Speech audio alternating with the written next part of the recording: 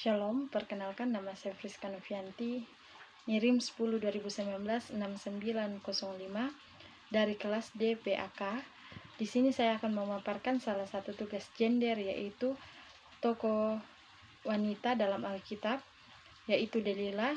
Nah, di sini yang pertama yaitu latar belakang dari Delilah, yaitu Delilah berasal dari Filistin yang dicatat dalam Perjanjian Lama dalam Alkitab, yang namanya disebutkan sebanyak 6 kali, dan pertama kali muncul dalam kitab Hakim-Hakim pasal 16 ayat 4. Nah, Filistin adalah sebuah bangsa yang cukup banyak disebutkan dalam Alkitab. Bangsa Filistin adalah bangsa yang dikenal suka berperang, percaya tahayul, dan menyembah berhala. Pada zaman Saul, bangsa Filistin adalah bangsa yang lebih unggul dibandingkan dengan bangsa Israel di bidang keahlian. Dapat kita baca dalam 1 Samuel pasal 13 ayat 19 sampai ayatnya yang ke-21. Bangsa Filistin juga dikenal sebagai musuh sekaligus seteru bagi kerajaan Israel. Dimulai dari kepemimpinan Yosua, zaman para hakim, sampai dengan zaman Raja Saul. Mereka dipukul mundur oleh Daud, tetapi berhasil mempertahankan diri di pesisir.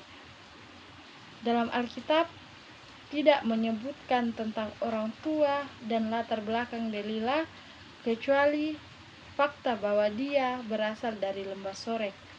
Lembah Sorek sendiri adalah salah satu cekungan drainase terbesar dan yang paling penting di pegunungan Yudea.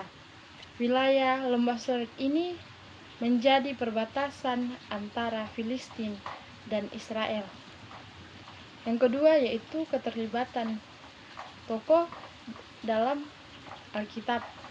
Nah, Delilah adalah seorang wanita yang cantik dan juga cerdik, yang menggunakan semua kelebihannya untuk satu tujuan, yaitu uang. Sebagai seorang wanita yang lahir dan besar di Filistin, Delilah mampu memikat Simson dengan daya tariknya, yaitu seorang nasir Allah yang memiliki kekuatan besar yang melayani sebagai hakim terakhir Israel. Delilah sangat dicintai oleh Simson. Ia menjadi satu-satunya wanita dalam cerita asmara Simson yang disebutkan namanya di dalam Alkitab. Suatu hari, raja-raja Filistin datang kepada Delilah untuk memanfaatkan kisah asmaranya dengan Simson, dikarenakan raja-raja Filistin yang merupakan seteru bangsa Israel kala itu dipermalukan oleh Simson dengan kekuatannya.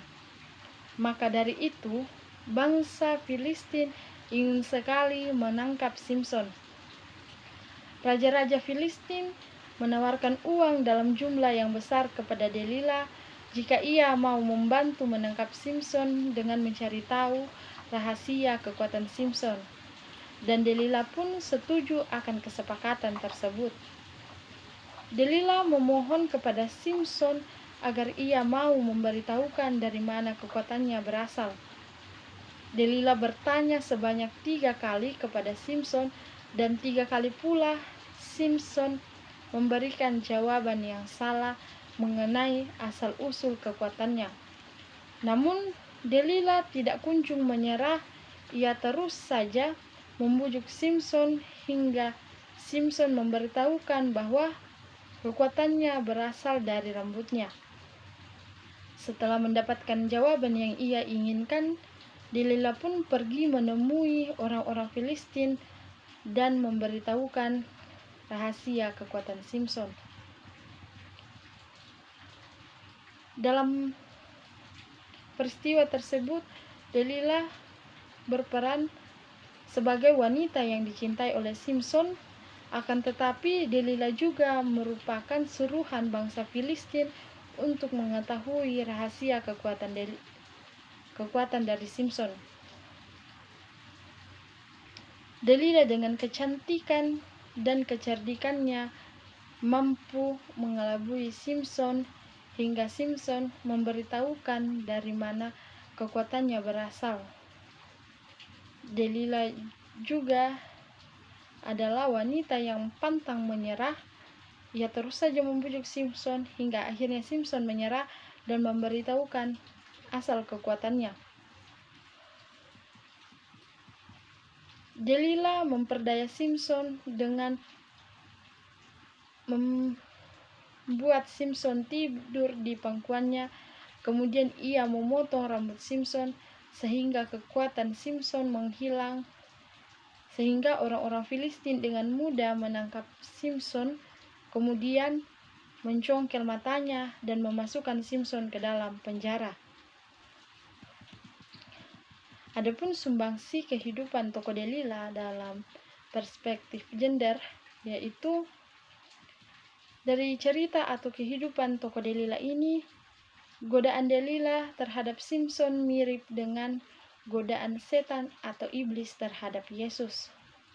Dalam kisah tersebut, Simson digambarkan sebagai Yesus, tetapi ketika ia tergoda oleh bujuk rayu Delila, ia sama sekali tidak menggambarkan Yesus. Sebaliknya, ia menggambarkan kejatuhan manusia ke dalam dosa.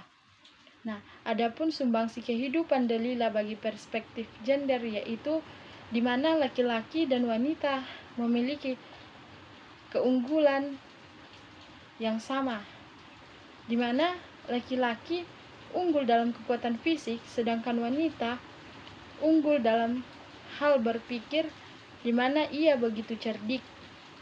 Oleh karena itu, wanita dan laki-laki tidak boleh memandang rendah salah satu dari mereka, tetapi harus saling melengkapi dan saling tolong-menolong.